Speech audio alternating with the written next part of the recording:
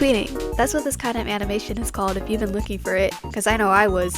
This type of animation is found in many video games such as Cookie Run Kingdom and those anime gacha games. And as an aspiring game dev, I wanted to share my knowledge to you. While there are many programs you could use, Live2D is one of the few programs out there that lets you make it for free. As long as you have a computer, a drawing program, and Live2D, the free version, you can make simple animations like these. Live2D is typically known for its ability to create VTubers. However, you could also use it to create smooth animations for your stream, emotes, or for your video games. To start though, you need to initially have your drawing set up. Tweening works in a way where you individually move pieces of a drawing to give the illusion that it's all animated together. I like to call this part the cutting phase, when you cut your drawing into separate pieces so you can move them. The general rule of thumb for this is, if it moves, cut it into its own layer too. Each moving part will have its own layer so it can be moved from the body. Remember though, if something moves, it might reveal a gap in the art behind it. A good example of this is in the eyes. Since I want them to blink, I need to make sure there's something behind the eye itself. If not, we just see a void.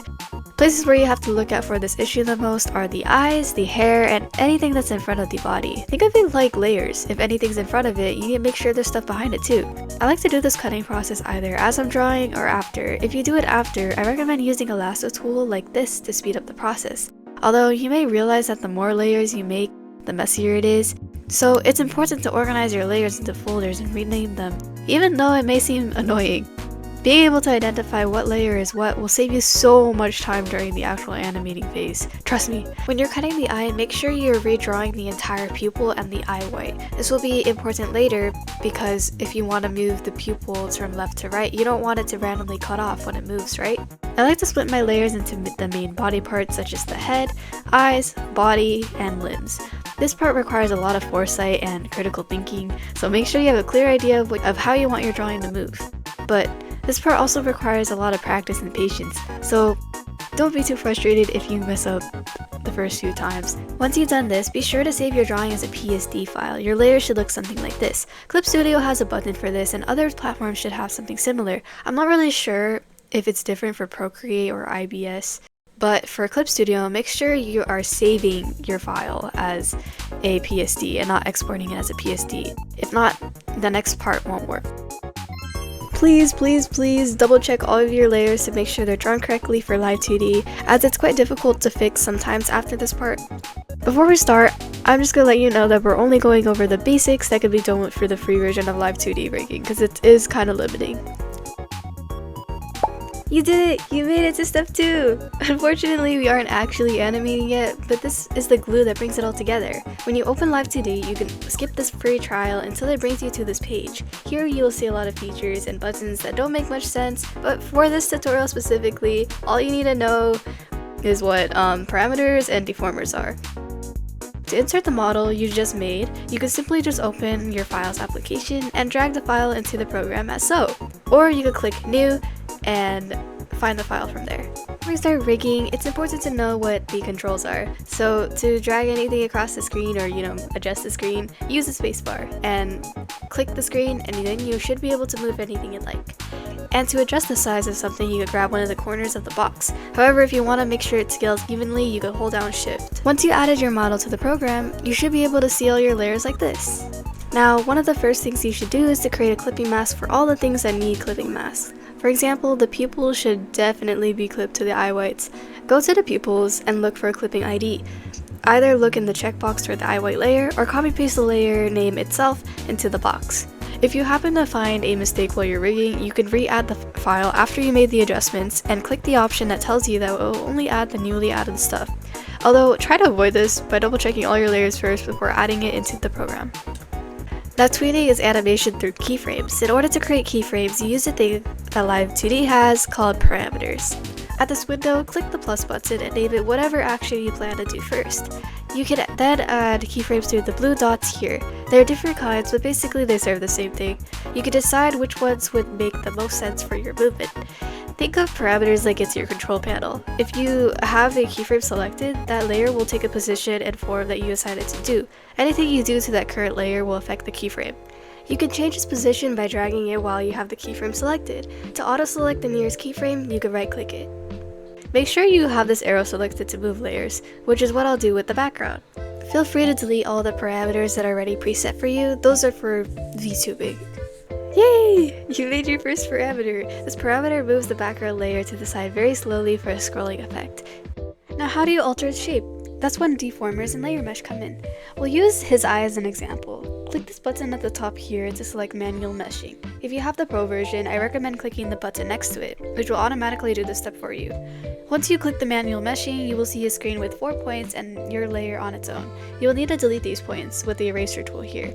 Then click the add point tool and trace around your layer as so. It doesn't have to be perfect, but the more accurate your points are, the easier it is to control how you warp its shape. Make sure you connect the last 2 points so you don't have the message at the bottom that says mesh is open. After, click this button and fill in the center with points. To actually adjust the mesh that you just made, you need to select this brush. As you can see from the circle, it's quite large. To adjust the brush size, hold down B and drag your mouse across the screen. Zooming in with the scroll wheel, you can now act like you're sculpting the drawing however you like. So for this case, since I wanted to blink, I will create a parameter naming the action and adding a keyframe to it. 2 should be fine, since I only want the eyes open and closed for now. Then, select a parameter and a keyframe to represent the eyes closed. Now I can alter the top lash's shape. Using the brush, I can warp the lash so it looks like it's closing like this. Now by repeating the mesh steps earlier and selecting the same closed eye keyframe, I can hide the other parts under the lash. You only need to do this with the eye white, since the pupil is only visible on top of the eye white due to the clipping mask. And you did it! Apply this fundamental to pretty much every part of your animation, and you're set. Lastly, if you'd like to rotate any part of the body, you'll create a rotation deformer found at the top, next to the regular deformer tool. Make sure you have the arrow selected, then hold Ctrl and drag it to the pivot point, or where you'd like the layer to be rotated around. Since for me this is his forearm, I'll have it sat at his elbow. Then you can rotate the arrow by holding Ctrl and adjusting it to your liking. To actually rotate, create another parameter and add keyframes. Now drag the tip of the arrow to either left or right and it should rotate. You can also use parameters to adjust the opacity of layers, which is shown on these little effects that I did. Have one set to 0% and the other set to 100, and you should get this effect. One last thing I forgot to mention, when you're ringing the eyes and you want it to go up and down and left and right, you can create 2 parameters. I like to name this IX and IY. IX is for left and right and IY is for up and down. However, if you want to animate the eyes looking to the top left, right, bottom left, you can click this button here. It opens the corners as parameters and you can adjust it as so. You could also click this button here with the 3 lines and click synthesize corners. This basically just allows you to smooth it out the motion. Yay! You've done it! Now apply these ideas to the rest of your model and you should be ready for the actual animation part. We're finally here. You got through the hard part, so don't worry, this is probably the easiest part from the 3 steps that we did. After you completed rigging everything, click this option above where it says modeling and select animation. This will pop up, an extra screen with a different format that you're not used to. This is your animation window. To start, you should see your file at the top left. Drag that file into this big bar at the bottom, which is your timeline. Select all the defaults, then you should be good to start. The first thing you should do is click the button scene, so you can change the settings such as the size of the animation and how long you want it to be. I'm making this in the free version, so I can't make the animation any larger than 1280 by 720, but if you have the full version, this shouldn't be an issue. Here below is your timeline, which will have 3 different labels that you can use. If you're following along, for most of your animation, you'll be using the parameters section. If you decide to adjust the length of the animation, which I did, you must drag all of these blue bars to the desired length. If not, you won't be able to edit your entire animation. The top blue bar is what will loop, and the lower blue bar is the one that holds all of your parameters. Since my drawing is too large, I can adjust it to fit the frame. It's likely that yours won't fit perfectly to the ratio you first set up, so hold onto the corners and hold shift to prevent any distortion. Make sure you're doing this at the beginning of the timeline because it counts as an action. Every action you make, such as adjusting parameters or moving your drawing, will create a keyframe on your timeline. And at that keyframe, the adjustment you made will occur. This is how you control your drawing when making a certain movement. To adjust the timeline, open the Live2D parameter folder where you will see all your parameters. And since I want to make the background to scroll infinitely, I set a keyframe at the beginning and at the end, which drags the background to the right. Now, if I click enter to play my animation, you can see that it's slowly moving. This is because the keyframes are slowly moving from the initial one to the next closest one. You can play around with the parameters to adjust the speed to your liking. and you just apply that idea to everything else. Another thing you should know is about graphs. I rigged it so that the head of my OC will rotate like this, but I don't like the speed it's moving at. You can adjust the animation even more through these things called graphs. Click this button here and it'll open a graph for you. You could drag it so that it is in any way you like, until you like it. This part is a lot of trial and error, but it's my favorite part to finally see the vision of my animation come together. Here's a little sped up version of my process.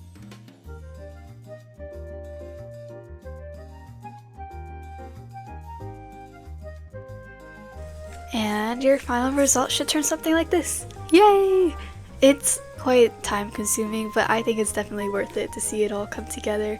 It's one of my favorite things to do nowadays, so thanks for watching. Since it's my first video, it means a lot that you just even clicked on this.